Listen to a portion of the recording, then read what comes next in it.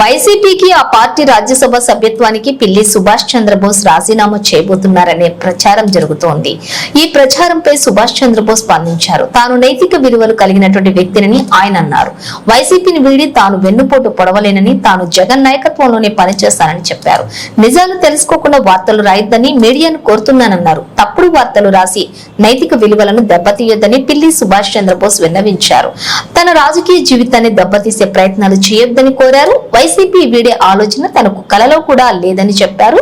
తాను వైసీపీలోనే కొనసాగుతానని స్పష్టం చేశారు. గౌరవ రాజ్యసభ సభ్యులు పెద్దలు శ్రీ అయోధ్య రామరెడ్డి గారు మీ ముందుకు రావడం జరిగింది. కారణం ఏంటంటే టుడేస్ హాట్ టాపిక్ ఏంటంటే రాజ్యసభ సభ్యులు పార్టీ విడుతున్నారు అనేది పెద్ద ఎత్తున ప్రచారం చేస్తున్నారు. న్యూస్ పేపర్స్లో కానివ్వండి, లేకపోతే టెలివిజన్స్లో కానివ్వండి. మీ అందరికీ ఒక క్లారిటీ ఇవ్వాలని ఈరోజు మేము ముందుకు రావడం జరిగింది. మరో ఇద్దరు మా సహచరులు ఇద్దరు, ఒకటి పెద్దలు శ్రీ గొల్ల బాబురావు గారు, తర్వాత మేడ రఘునాథ్ రెడ్డి గారు కూడా రావాల్సింది. కానీ బాబురావు ఢిల్లీ నుంచి ఫోన్ చేశారు నాకు రాత్రి. రఘునాథ్ రెడ్డి గారు కూడా ఇవాళ మార్నింగే ఫోన్ చేశారు. మేము అనివార్య కారణాల వల్ల వివేకున్న పనుల్లో ఉండటం వల్ల రఘునాథ్ రెడ్డి గారు, అలాగే బాబురావు గారు వారి కోడలు గారు అనుకుంటాను హెల్త్ బాగుండలేదు, ఢిల్లీలో ఉన్నాను, రాలేకపోతున్నాను, హెల్డప్ అయిపోయాను. ఇక్కడ చెప్పండి ప్రెస్ వారికి నేను జగన్మోహన్ రెడ్డి గారి నాయకత్వాన్ని బలపరుస్తూ వారితో కొనసాగడం నిర్ణయించుకున్నానని చెప్పడం జరిగిందనే విషయం కూడా ఇవాళ మా మిత్రులందరూ ముందు ఉంచడానికి చాలా సంతోషం వ్యక్తం చేస్తూ ఉన్నాను. మీ అందరికీ తెలుసు, వైఎస్ఆర్ కాంగ్రెస్ పార్టీ ఆవిర్భావానికి ముందు నుంచి కూడా నేను కానీ అదే అయోధ్య రామరెడ్డి గారు కానీ వైఎస్ఆర్ కాంగ్రెస్ పార్టీకి మరి విస్తృతంగా ప్రచారం చేస్తూ జగన్మోహన్ రెడ్డి గారి నాయకత్వాన్ని బలపరిచాం. నేనైతే అప్పటికింకా 4 సంవత్సరాలు నాకు మంత్రి పదం ఉండగానే కూడా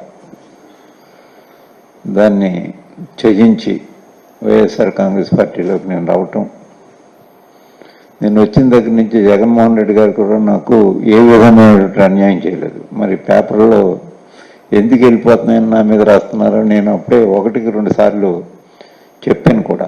ప్రెస్కి, మా సాక్షి పేపర్కి చెప్పాను, ఎన్టీవీకి చెప్పాను. అయినా ప్రతిరోజు మరి ఏదో సమయంలో మరి మా మీద ప్రచారం చేయటం కొంచెం నాకు బాధ అనిపించింది. ఎందుచేత బాధ అనిపించింటే ఉన్న క్యాబినెట్ మంత్రి పదవిని విడిచిపెట్టి ఈ పార్టీలోకి వచ్చిన తర్వాత నేను ఎన్నికల్లో ఓటమి చెందిన జగన్మోహన్ రెడ్డి గారు నాకేమీ నా ప్రాధాన్యత మాత్రం అది పార్టీలో కానీ లేదా అధికార పదవుల్లో కానీ నాకు ఏమాత్రం కూడా నన్ను తగ్గించలేదు. డిప్యూటీ చీఫ్ మినిస్టర్గా కూడా నాకు నా పదవిని అప్పహేళన చేయటం కూడా జరిగింది ఆయన. మరి అటువంటిప్పుడు నా వ్యక్తిత్వం కూడా మీలో అందరికీ తెలుసు. ఎక్కడ ప్రలోభాలకు లోబడో లేకపోతే ఇంకా మంచి పదవులు ఇస్తామని ఎవరైనా ప్రలోభ పెట్టినా దానికి తల వంచో మరి నీ తత్వం కాదు నాది. నేను రాజకీయాల్లోకి వచ్చినప్పటి నుంచి నాకు మొట్టమొదటగా నాకు హైదరాబాద్లో కూడా పరిచయం పెద్దగా ఎవరితో నాకు పరిచయం లేదు. మా తూర్పుగోదావరి జిల్లాలో ఒక వెటరన్ వెరీ ప్రాంప్ట్ లీడర్ స్వర్గీయ రాయవరం మునసు గారు ఉండేవారు. వారు నన్ను తీసుకెళ్లి రాజశేఖర రెడ్డి గారికి పరిచయం చేసి, బోసు రాజకీయాల్లో ఉన్నంతకాలం మీ వెంట ఉంటాడు, నేను ఇచ్చిన హామీ అది, మీరు ప్రోత్సహించండి అని రాజశేఖర రెడ్డి గారికి చెప్పారు నన్ను. ఆ రోజు నుంచి కూడా నేను రాజశేఖర రెడ్డి గారి నాయకత్వంలోనే ఉన్నాను. కాంగ్రెస్ పార్టీలో ఉన్నప్పుడు కూడా ఏ ఒక్కరోజు, ఇది కొంచెం ఆశ్చర్యమైంది, ఏ ఒక్కరోజు ఏ పార్టీ టికెట్కి పార్టీ అధ్యక్షులు ఎవరున్నా నేను వెళ్ళి ఎప్పుడు అడగలేదు.